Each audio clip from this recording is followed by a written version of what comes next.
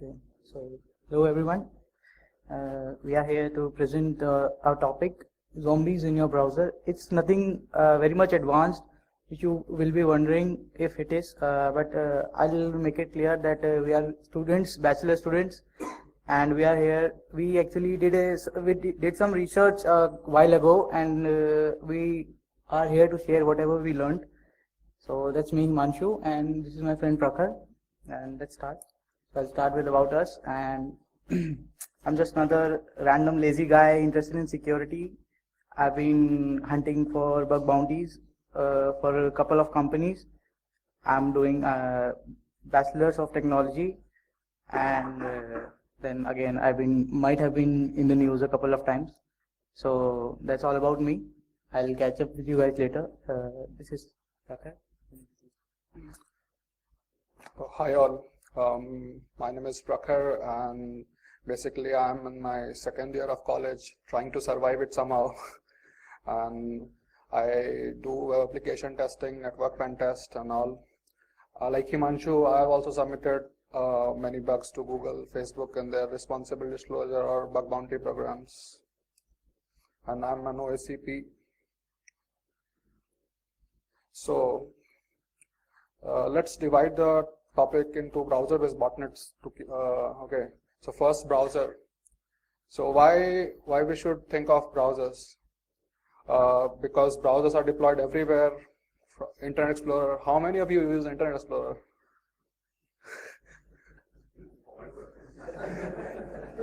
Exactly.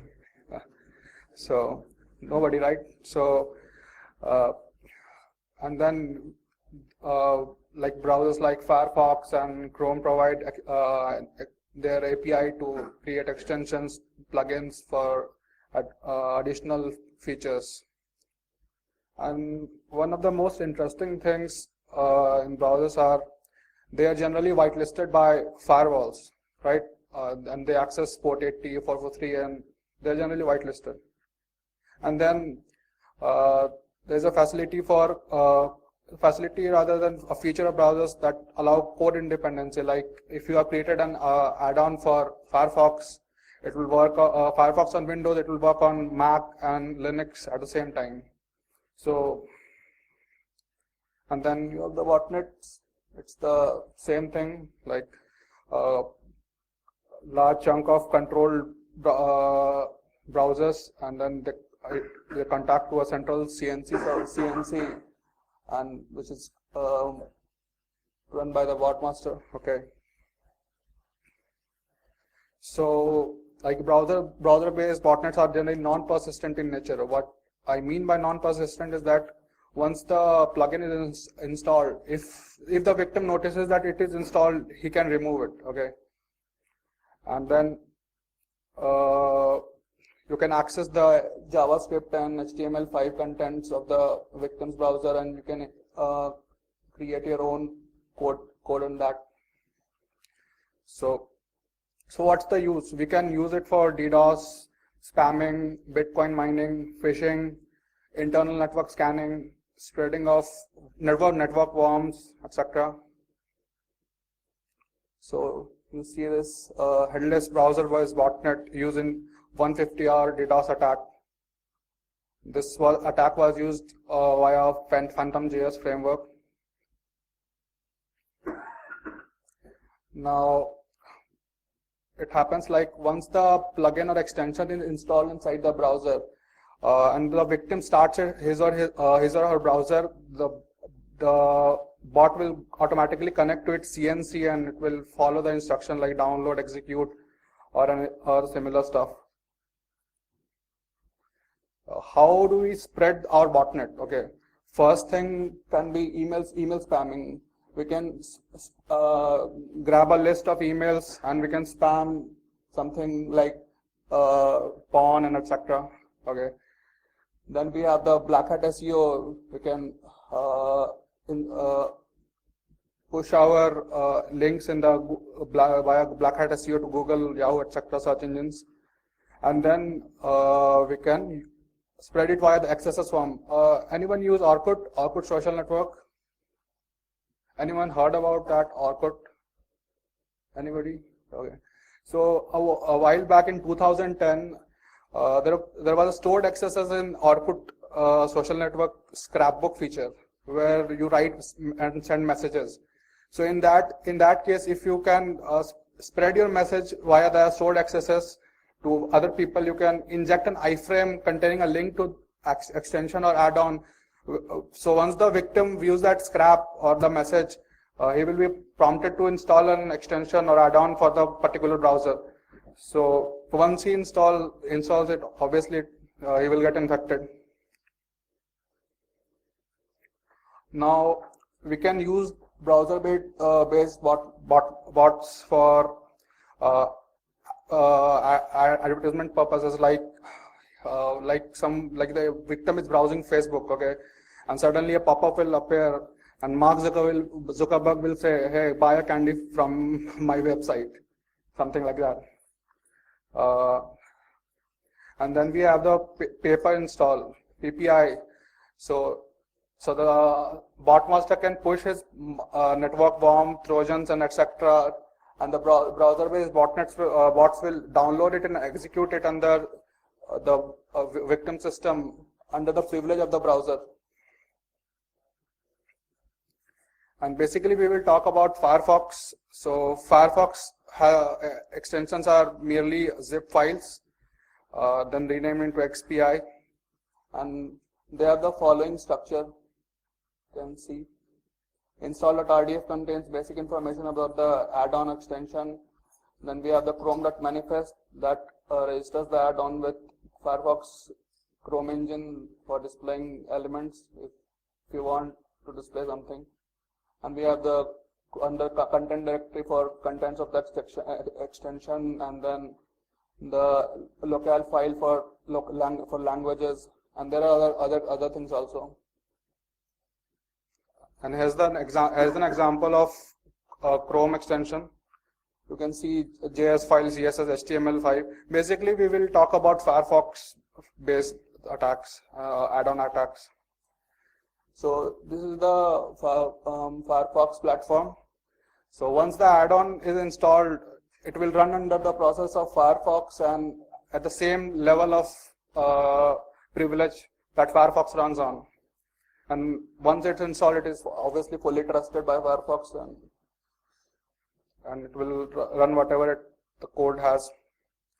Now Google Chrome follows a bit restrictive policy. Like Google Chrome will run the add-on or what they call extensions in sandbox environment. But you still can access cookies, data, and in-browser stuff and modify it. Like, how many of you use AdBlock Plus or ad blockers? Most of you, right? So what ad blocker does, most of you must be knowing that it just erases the frame. That if it matches the list of patterns of the known ads, it will just blur out the frame. So instead of blurring out the frame, a browser-based bot can do that. We can replace that ad with our own ads. Okay. Now, these things we can do in browser keylogging. We can inject code into legitimate add-ons like AdBlock Plus, and we can repack it. So let's talk about keylogging. So we can use JavaScript properties to store victims' keystroke in our in the victim's computer, and then using the APIs, we can just forward it to the CNC server, and the bot master can view it.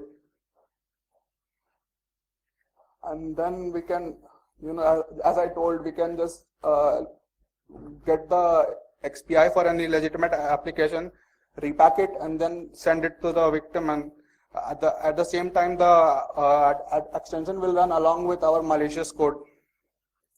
And then we can modify the web page, DOM, and other elements. Like we can, just I told you, we can zero out the frames, and we can inject our own payload in there. And then we can do universal accesses also. Like for existing add-ons, we can just, if they have vulnerabilities, we can exploit them. Not with browser botnet, but it is just generally we are talking. Let me show you. We have a live demo here. Very popular plugin for Facebook.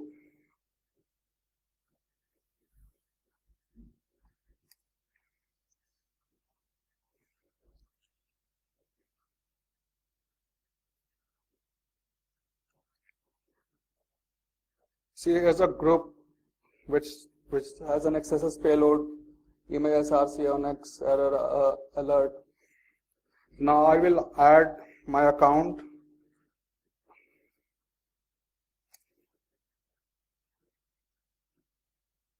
I got notification that Himanshu has added me to this group. Okay. Now let's install the add-on.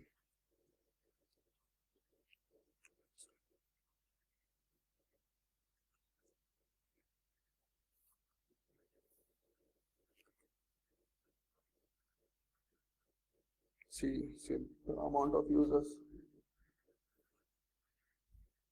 It prompts me wants to access facebook.com. Add. Let's refresh the page. See, facebook.com says XSS. So you just saw the attack scenario, like someone who is in my friend list knows that I am using Social Fixer add-on, and then he creates a group with this title and then adds me, and then game over. He can run, he can steal my cookies from Facebook. Just for a demo, it can happen with any application. Like if, for example, if an extension just writes the name of the full path of the URL to the website's DOM. Okay. For example, if I have like this, wait.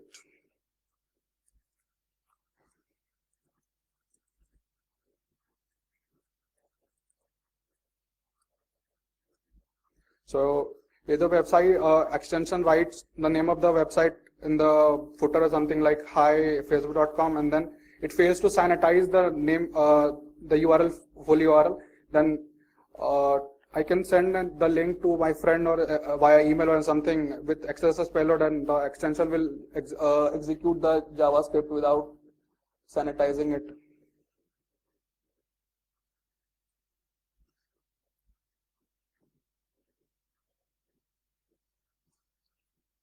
Then antiviruses, like we analyzed a few malicious plugins from a few Facebook spam attack that were leveraging on Chrome and Firefox extensions, and we found 0 out of 42 detections on VirusTotal.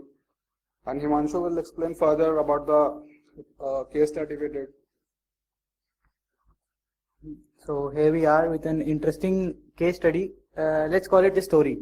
So it's a story of a mutual friend known as, let's call him Kumar. So the story is, did Kumar get lucky? Let's see. So once upon a time on a website far, far away, Kumar had a post on his timeline.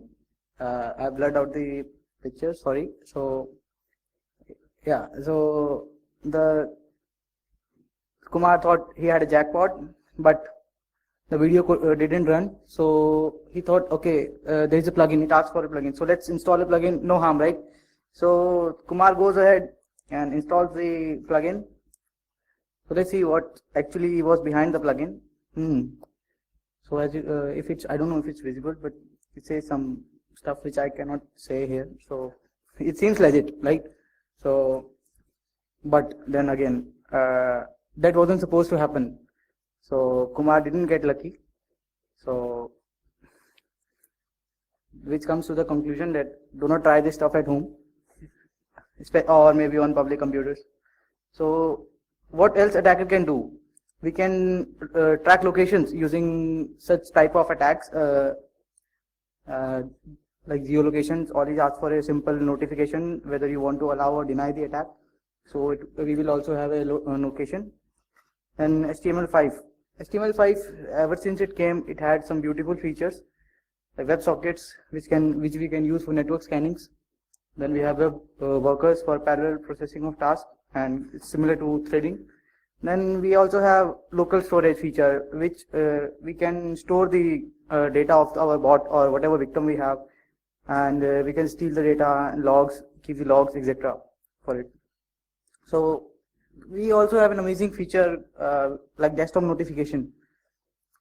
So using HTML5, again, if this feature is allowed, we can totally spam the victim again and again forever.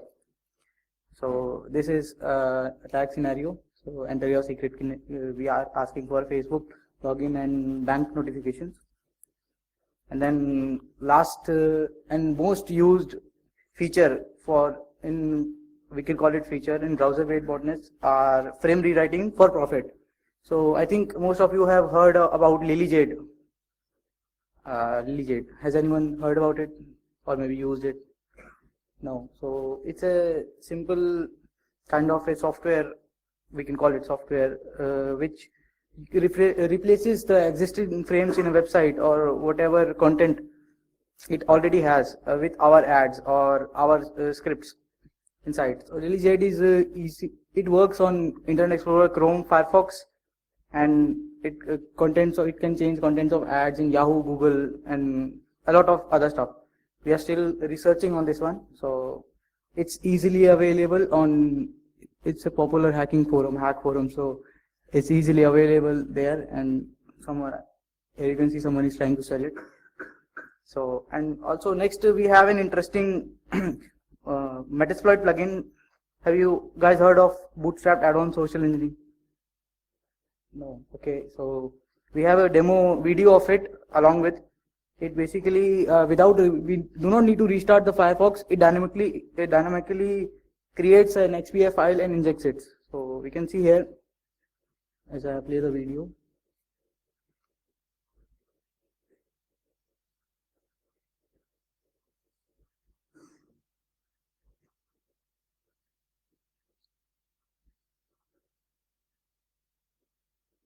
You can see search for. As soon as we install, we'll be connected to the victim.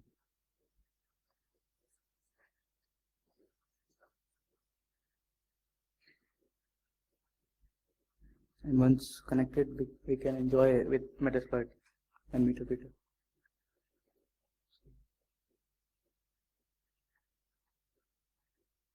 We have a shell now, totally owned.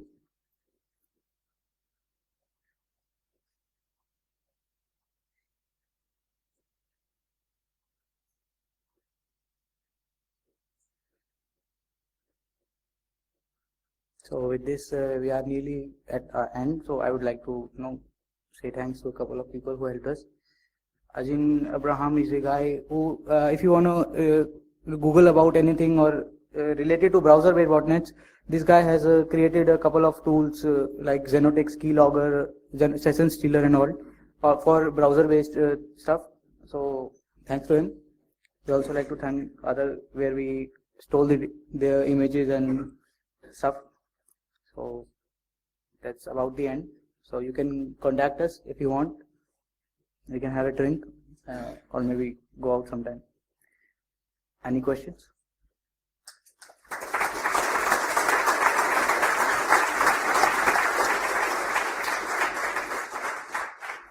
Okay, questions. There's some XSS lovers in the room, so no, you don't want to ask questions. Dennis here. You guys seem to be very familiar with all the JavaScript stuff related in browsers. Have you come across any scenarios where you would see a JavaScript being a persistence mechanism for malware? I haven't. Have you? Can you repeat your question, please? Yeah, have you seen a JavaScript? Well, it's the same type of injection you were demonstrating, that a JavaScript would attach itself to a browser in the form of Atom, whatever, but it would maintain a persistence for other malware piece. For example, say, I think Symantec classify one malware called Trackcore, and it has some connection back to the browser. Have you seen any instances where a JavaScript would be used for something like that? I think yes, they might be. I have read about it. Like you could inject scripts and via add-ons and store it inside browser cache for making it persistent, but that doesn't last for long. So I haven't actually Once came the across. once the add-on is installed, you can create a binary for the operating system that reinstalls the add-on every time it is uninstalled. So it makes a persistence state there. Yeah, always. So for Windows, you can create an exe that reloads the add-ons once it is disabled or removed. Any other questions? No questions? Okay. Thank you. Thank you.